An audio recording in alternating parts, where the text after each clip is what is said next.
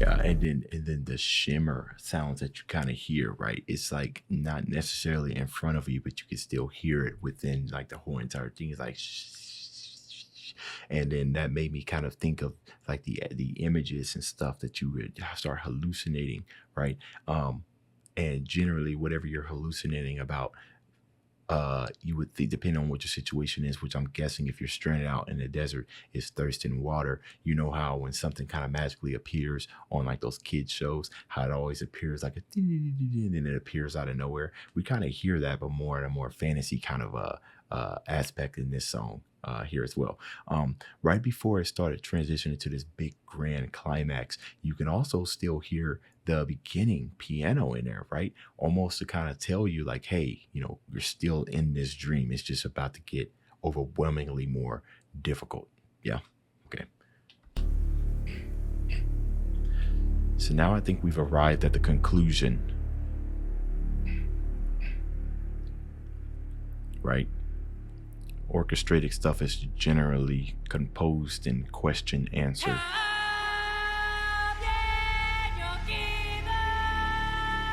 Oh.